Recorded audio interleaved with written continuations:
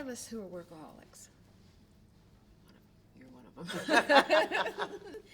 And there's some exercises that we can do for people that are workaholics, such as people like ourselves, because you work in the home, you work out, and it's no way to differentiate between both of them. Yeah. One of the ways, and this is Joyce. She is a PhD, and she talks about helping people who are workaholics and some of the things that they could do. One example, she says when it's dark and you're about to leave work or return from the office, there's some things that you can do. Cut. The signs, okay. How much is too much? How much work is too much work?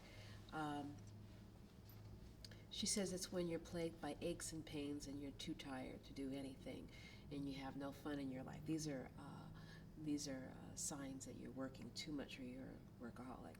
Irritability, forgetting things like where not necessarily where your keys are, but if you're constantly forgetting where your keys are, that could be a sign that you are a workaholic. Inability to get into your car without turning on the radio. I need the radio. But if you can't get in the car without listening to your radio, that's one of the signs that you could be a workaholic. That sounds like my sister more than me. Another sign is buying exercise equipment and health memberships, but you never use them. So she says there's ways to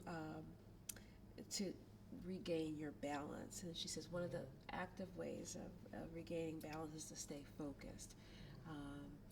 So she said she says the most effective way is to isolate yourself for an hour or two from everything and from all the outside atmosphere, and enlist the help of a friend. So friend, you want to choose a person who you've known for a while or a long time, professionally or personally, and be honest with this person. Say, look, I'm a workaholic. I work a lot. Can you help me with this? She says if you're married and you've been with your spouse a long time, you can change the process. Avoid major shifts in your lifestyle.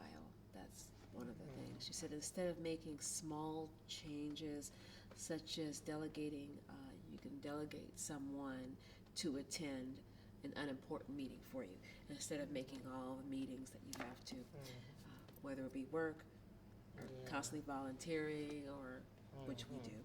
So, and learn something new is what she's suggesting, that you learn something new. Learn something new. She's saying eat more healthy foods, get more sleep, and I love sweets, and a strawberry is healthy, and chocolate is good for you. These are Michael's berries, by the way. Okay. He dropped those off to us in the studio. We're going to talk to Michael later, and he has these delicious strawberries for us. I'm going to eat some of those later. But so she said there's certain ways to start small.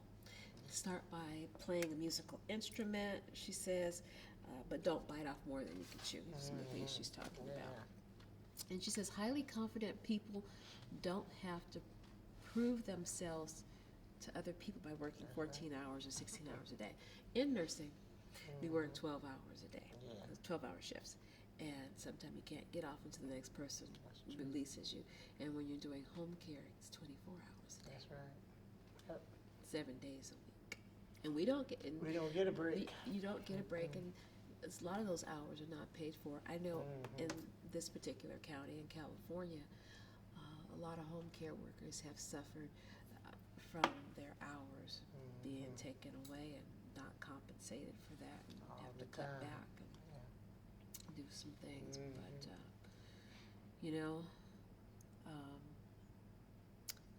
just got to stay positive. Personally, I believe in prayer. I tried to. Yeah, I believe in prayer too. Yeah. Try to stay positive. So here's some exercises that she has suggested, and this is from the Chicago Institute of Neuroscience. They said these are some of the things you can do to relieve stress. You put your hands behind your neck, and you do that. I always do that. That's reduced stress. Yeah. And you always raise do your arms Yeah. up and down. I got a little stress ball at home. Yeah, we got the stress balls the other day. Now, laughter. Laughter is some of the world's best medicine, and we had a young lady that was going to come talk to us today, but we have her. We're going to show you some footage of laughter medicine, laughter yoga, and we're going to edit this in. But laughter releases all of the adrenalines, and Good for your heart. Yes, it helps us.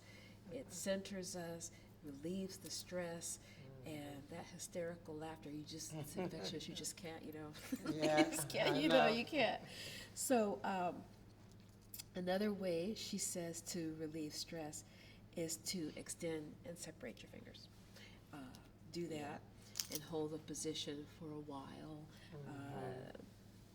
Bring your hands up and down. What we did with Ann. Move around, tuck your chin in slowly, hold the position, sit up straight. All of these things, mainly laughter, Yeah. releases stress. So even job stress, Okay. And she also suggests Valerie O'Hara. She's a PhD at La Jolla Institute.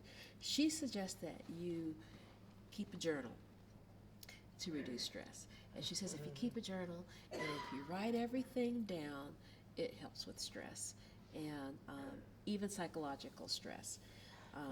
There's Jenny.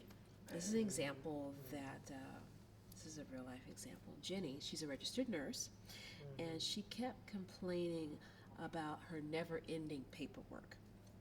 And she basically hated her job, 12-hour shifts.